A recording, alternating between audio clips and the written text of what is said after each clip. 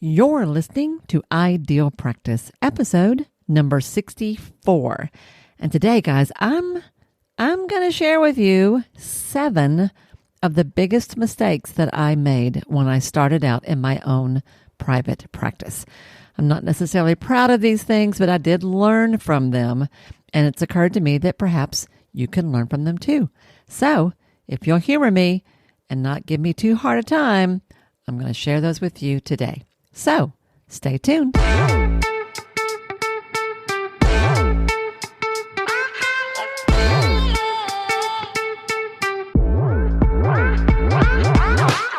Hi, I'm Wendy Pitts-Reeves, and with over 2 decades of experience in the private practice world, I've built my 6-figure business while learning a lot of lessons the hard way. This is the first podcast that shows you how to apply the principles of energy, alignment, and strategy to build a practice that is profit-centered, but people-forward. This is the Ideal Practice Podcast. Hey guys, this is Wendy. Thank you so much for tuning in to another episode of the Ideal Practice Podcast. How you doing? How's life? You guys having a good summer? I hope so. I'm having a really good time. I have to tell you, we are making travel plans left and right. Got all kinds of cool things coming down the pike in the fall. My coaching clients are doing fantastic, which just makes my heart happy. I've got somebody today who's been sending me pictures of her office, which she was motivated to up-level in a pretty significant way after making some really important changes in her practice. It's funny, isn't it, how when we step up to play a bigger game in any part of our lives, that has sort of a ripple effect through all parts of our lives. I see that a lot of times in my clients in their work. A lot of times it's not just the clinical work or the business that gets better. Their personal lives get better too. Like there's some kind of amazing things that happen sometimes. So I love that, and I love hearing about that from my people. I hope things are going well for you. If you're having one of those days where things aren't, I just want to send you a little bit of some encouragement, because I don't know about you, but we all have our tougher days. And when you start a private practice, or when you're in the early years of your practice, you may have a lot of those. That's part of the learning, right? Well, I was thinking about that because there are certain things that I see people do all the time. And I thought, I've made those mistakes with bells on. And it occurred to me that it might be helpful for you if I share with you some of the mistakes that when I look back on it, I'm like, oh yeah, that was a mistake. Oops, that was a goof. Oh yeah, I didn't even know that back then.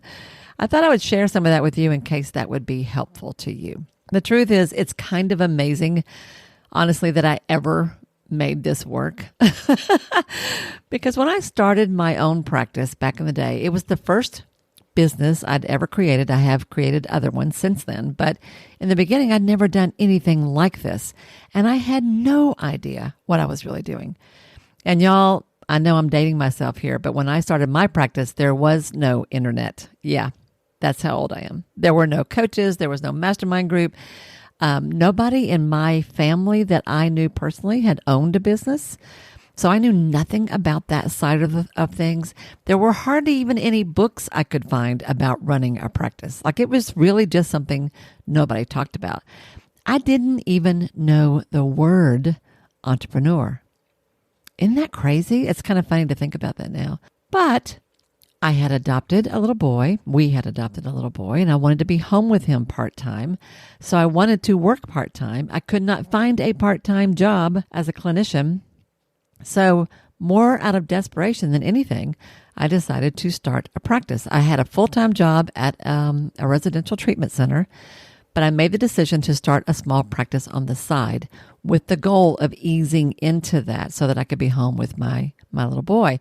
Well, good Lord, I totally stumbled forward in blind faith. I had no idea what I was doing. I literally pulled out a phone book, started calling other therapists in the town where I live, and said, "Do you happen to have an office I could borrow? Anybody got an office I could borrow?" I found an office to rent. This is going to make you guys laugh. I rented a space from a psychologist in town. a very well-respected sort of senior clinician who said I could use his space for $10 an hour, and I could only use it when I actually had a client to see. So if I didn't have any clients, I wasn't to go there. But if I actually needed to do a session, I could use his office for $10 an hour, which is really, really funny to think about now. But you know what? He had never rented or shared his space with anyone before. So he was willing to take a chance on me, which I will always be grateful for, because that really was kind of the first step forward, right? So I got a space, and then I mentioned to a few friends that I was looking for referrals, just kind of casually. I went to the local office store and bought a ledger book, and I basically made up some kind of an intake form, and then I just sat back and waited. Yeah, I wonder when I'm going to get a client. Well, eventually, the day came when another psychologist, actually, that worked with me at the residential treatment center where I was, she came to me and said, I have a woman I've been working with, and she and her husband could use some help. Would you be interested in seeing them? Well, yeah, of course I would. And so with that, I was in business. But oh my gosh, the learning curve. I made a lot of mistakes, y'all, in those first few years. I lost a lot of money. I look back on it now, and I'm not sorry about it, because through all of it, I was learning. And those mistakes are just another word for the growth, right? That's what it is. So I thought I would share with you some of the biggies in no particular order. I'm just going to kind of talk through these a little bit and hope that you can skip some of that mess that I had and get things right from the start. So let me share a few of these. Not surprisingly, a lot of them had to do with managing money. When I look at this, I'm like, yep, that shouldn't surprise anybody. Well, the first one was that I did not know that you needed to have a separate bank account for your business from your personal expenditures. I did not know that. I had kind of a vague idea that I needed to maybe track business, income and expenses, and that maybe I needed to keep that separate personally, but I didn't really know why that mattered or how important it was. I didn't understand that concept at all. Well, it took me a while to learn this, but today I have a firewall between my business life and my personal life financially, and you should too. You need a business checking account, a business savings account. You need whatever personal accounts you have. They should have nothing to do with each other. And if you pay yourself a salary, tell me you do that, right? You do pay yourself a salary. If you don't, you need to. You literally pay yourself from your business income or checking account to your personal, just like you would if you were an employer, right? So, but I didn't know that back then. So I had it all in one big bucket, and I would just try to track things on paper. Well, that's not a good way to do things. Financially, tax-wise, there's lots of reasons for doing that. You need to have separate bank accounts. I had no idea.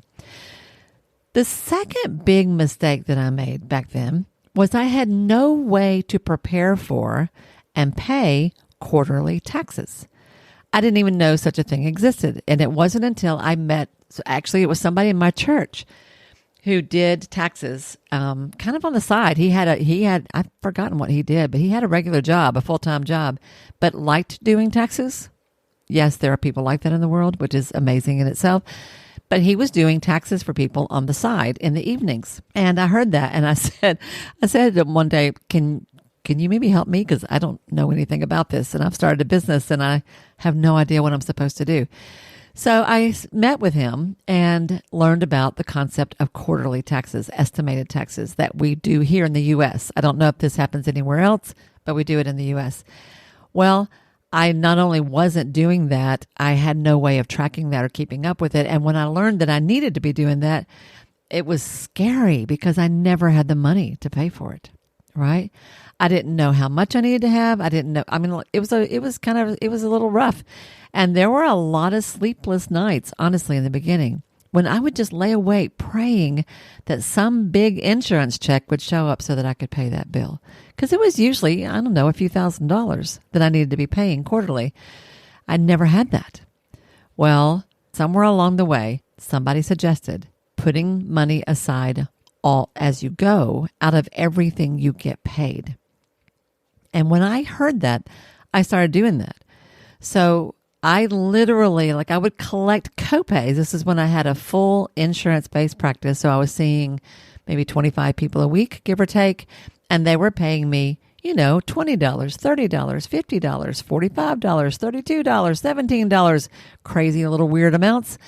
I would collect all that. I would take it to my bank on Friday morning. I would hand it to the teller and I would say, put all of this in my checking account. So that I dumped it in my business checking. So I dumped it all into one place. And then I would say, now I need to take 20%. It was like 20% or 25%, depending. Sometimes I changed it. But at least 20% of that, I would pull back out again and put into a separate business savings account specifically for taxes. That was hard to do at first because there wasn't a lot of money and it was hard to pull it out. But do you know what? That was one of the best things I ever did because I never had to worry about having money for taxes again. I always had it. And usually I had more than I needed. So that was really helpful, but I had to mess up for a while before I figured that out. The third thing I can remember was that I'm always embarrassed when I think about this, but I had no good system for tracking client accounts. I never really knew exactly how much a client or their insurance company owed. So when clients would ask me what they should pay, I always had trouble telling them. And that was really, really embarrassing. Like really badly embarrassing. I felt like such an idiot all the time. I didn't have a billing service in the beginning. In the beginning, I tried to do it all myself, which was fine when I only had 1 or 2 clients or 3 or 4. But when you've got 25 a week and you've been in practice for a while, it doesn't take long before there's a backlog. And I will tell you, I lost a lot of money because I wasn't able to keep straight what people owed. This was also part of my beef with the insurance world was it was never predictable. So that made it harder. And I'm not very good at that kind of stuff anyway. So it was really a mess. And I know that I had people that probably owed me literally like $2,000, $3,000 that I never collected because I couldn't go back and document it. Well, today, most of my clients pay me in full upfront the day that we meet or even before that. So I really don't have anything to track anymore. If I do, the bare minimum might be that, somebody owes me for a session, but that never lasts more than a day or two. So I don't, it's really good for me, people like me, not to have something like that to keep up with because I will do almost anything to avoid working on billing. Yeah, there's a reason why I talk about this so much because I was terrible at it and I have had to learn how to get a handle on it. So that was terrible. I did not know how to track what people owed me. Now today, I do think this is a little bit easier with some of the EHR systems that are out there. But if you take Medicare, for example, that can be really complicated. If you do take insurance, I know it can be really complicated. So I feel for you. I just want you to know that. The fourth thing is so funny. You know what? Pretty much all of these, when I think about it, every single one of them are related to money. I hadn't really thought about that till I sat down and started working through this list that I made. But every single one of them had something to do with how I was handling money in my accounts, in my practice. That says a lot, doesn't it? Well, the fourth thing was that I was totally dependent on insurance claims back then. So if you have a full practice and you are 100% insurance based, this is you. Hopefully you're way better at this than I was. Back then, I only filed claims once a month, if at all. I mean, if I filed them at all, I did it once a month. I made myself a little form where I would write down the client's name, the code for the kind of session that we did, the charge for that day, and the date. And I would just kind of keep a running log of all that. And then at the end of the month, I would sit down and try to process those claims. I know, I hear you. Some of you are groaning to even hear that. Don't roll your eyes at me. That was the system that we had at that time. I know that today, a lot of you are filing, even when you do claims, you're doing them that day. Yay for you. And if you have a billing service, I hope they're doing it that day. Like, not that week. Certainly not that month. Because the way that happened for me, because I had an inadequate system for keeping up with accounts. Because I hated dealing with billing, so I tended to avoid it. And because I waited so long to file those claims, that meant payments, if they came at all, often came literally 3, 4, 5, 6 months after a session. If there was a problem and they didn't pay something or they kicked something back out, that's how long it took to find that problem. That's really hard on a household budget, I have to tell you. Now, by the time I stopped taking insurance, which was many, many years later, I had gotten a lot better at that. I was filing them at least weekly. Today, if you do insurance, I hope you are sending those claims in at the end of the day. Absolutely. It was a mess. What can I say? The fifth big mistake I made back then that took me a long time to fix was that my rates, my hourly rates, were embarrassingly low. Now, I've talked about this a few times over the years, so you may have heard this before, but I was submitting claims I was part of an organized group of providers that had come together as an independent practice association. And part of what we got as being a member of that organization was that they would file the claims for us, which was very nice. I appreciated that. It was a much easier way to do things. But the guy who ran that, who was someone I deeply admired and respected, came to me one day and told me that, he said, Wendy, honey, you don't have to be submitting your discounted rates, your insurance rates. Give us what you actually charge. The insurance will take the price off. You don't have to do that.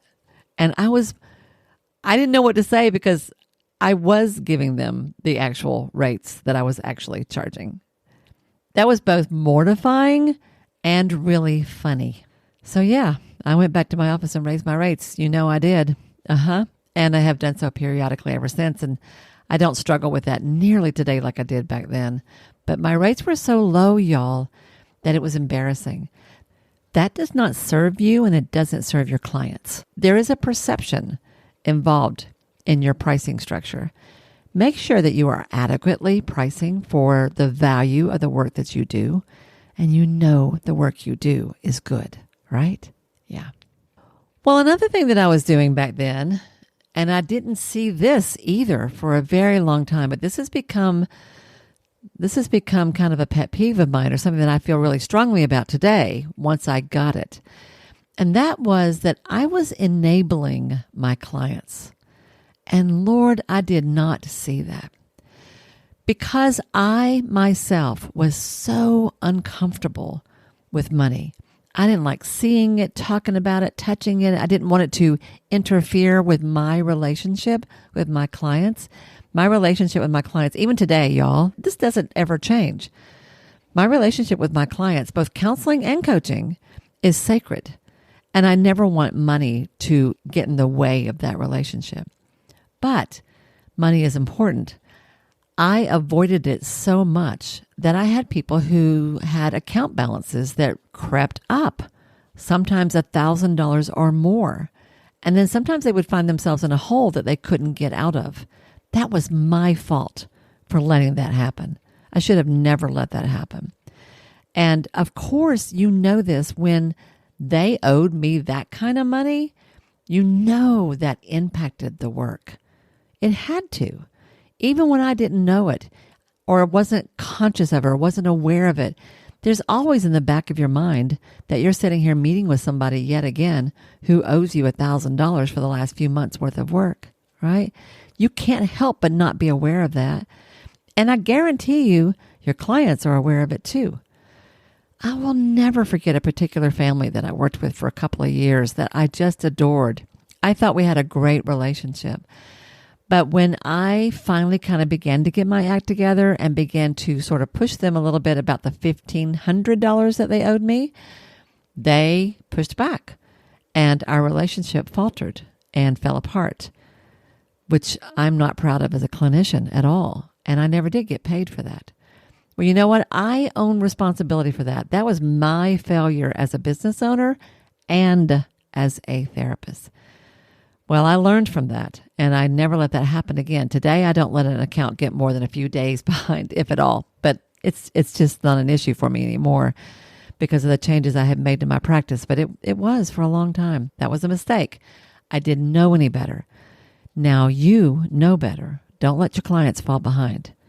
Don't let them dig themselves into a hole they can't get out of. All right. And then the last one is such a subtle one. Even today, sometimes I laugh about this. Did any of you hear the episode last week, last week's episode when I was talking with Myra Holtzman? She's an LCSW out of Denver, Colorado. One of the things that it was a great interview. If you didn't hear that, you've got to go back and listen to it because it was just delightful. But one of the comments that Myra made as she was sort of reviewing the growth that she has been through and how her practice has evolved over time, she talked about investing in coaching and what a big difference that made for her. And she said that when she invested in coaching, she consciously wanted to 10x that investment. She said that she had always known that there was a difference between the concept of cost and the concept of an investment. A cost is just a cost. Going out to dinner is a cost. You get a good meal, that's nice, but you're not really getting anything back for that. An investment is something that is money that turns into money, right? Money that turns into money. So by hiring a coach, a really good one, she definitely made money from that because her practice grew so much from what she learned. Well, I thought about that when I thought about this next big mistake. The other big mistake that I made when I look back on this and I see it now was that I never thought about making a profit. I only thought about getting paid, and that is not the same thing. It's just as talking about the difference between a cost and an investment. There is a difference between just getting paid and making a profit. Now, if you had asked me back then if I was making a profit, I would have said I didn't really care because I didn't. I used to joke. I used to say, all I care about is helping people.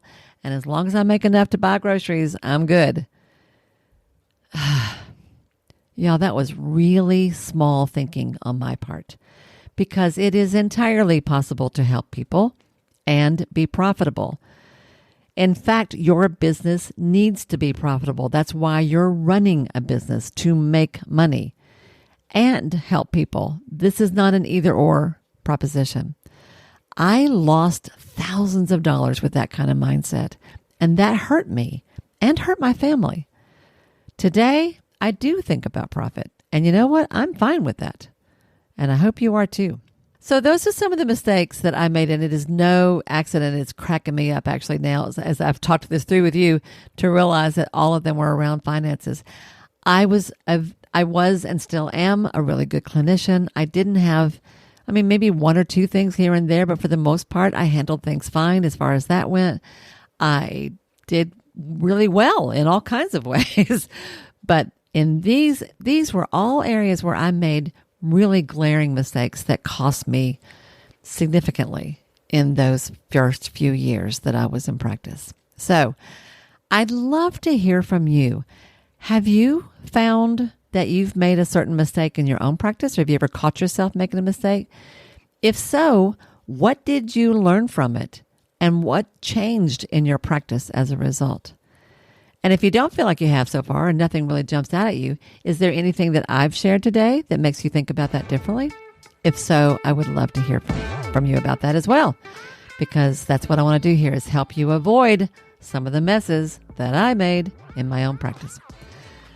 Well, there you go. That's what I got for you today, guys. I hope this has been helpful for you. I hope you've got a good laugh out of it. I hope perhaps you have learned a thing or two as well.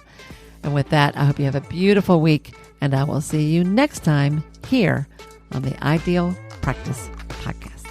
Bye now.